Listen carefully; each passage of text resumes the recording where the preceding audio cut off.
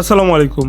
আশা করি সবাই ভালো আছেন। আজকের ভিডিওতে আমাদের সবার প্রিয় বিআরটিআই সম্পর্কে কথা বলবো। ইতিমধ্যে আপনারা জানেন যে বিআরটিআইতে কিন্তু অনেক পরিবর্তন আসছে।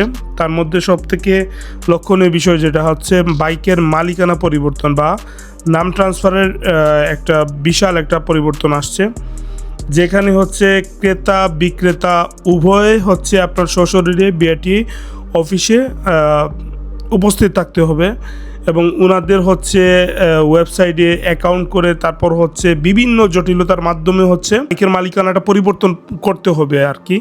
তো এই দিক থেকে আসলে দেখা যায় যে অনেক সময় ক্রেতা আসলে বিক্রেতা আসে না। মানে আমরা প্র্যাকটিক্যালি যে বিষয়টা সাধারণত দেখি, অনেক সময় একটা বাইকের মালিকানা পরিবর্তন করতে গেলে দেখা যায় যে একজন ক্রেতা যেই সময়টায় আসতে পারতেছে, বিক্রেতা সেই সময় আসতে পারে নাই। তো এই জন্য হচ্ছে বাইকের মালিকানা পরিবর্তনটা অনেক জটিল হয়ে দাঁড়িয়েছে। এছাড়াও হচ্ছে সাধারণত আমরা কিছুদিন আগে বলেছিলাম যে আপনাদেরকে লাইভে আমি বলেছি যে লাইসেন্স ছাড়া কিন্তু কোনোভাবে আপনারা বাইকের মালিকানা পরিবর্তন করতে পারবেন না। তো এটা অফ টপিকের একটা কথা বলি যে আপনারা অবশ্যই লাইসেন্সটা করে নেবেন। আর মূল বিষয় হচ্ছে যে এই যে মানে ক্রেতা বিক্রেতা উভয়কে একই সাথে একই সময় উপস্থিত থেকে হচ্ছে অনলাইনে যে ওনাদের বিভিন্ন প্রক্রিয়ার মাধ্যমে যে বাইকের মালিকানা পরিবর্তন করে নেওয়াটা, এটা আসলে মানে খুবই একটা জটিল একটা বিষয় হয়ে দাঁড়িয়েছে।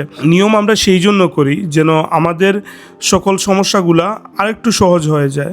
বাট এমন এই নিয়মটার মাধ্যমে আমার মনে হয় যে আমি পার্সোনালি আমার কাছে মনে হইতেছে যে যারা আমরা ইউজার রয়েছে আমরা আরও ভুক্তভোগীর শিকার হব। তো আমি জানি না আসলে আপনারা মানে কারা কিভাবে মনে করতেছেন। যদি আপনাদের কাছে এর ব্যতিক্রম কোনো কিছু মনে হয় তাহলে অবশ্যই আমাদেরকে বলবেন, ঠিক আছে? আর আমার মনে হয় যে এই মালিকানা পরিবর্তনের ব্যাপারটা বিআরটিআই আরেকটু মানে চিন্তা ভাবনা করা উচিত, আরেকটু সহজীকরণ করা উচিত বলে আমি মনে করি, ঠিক আছে? তো এই বিষয়টা আসলে মানে খুবই হতাশ করেছে।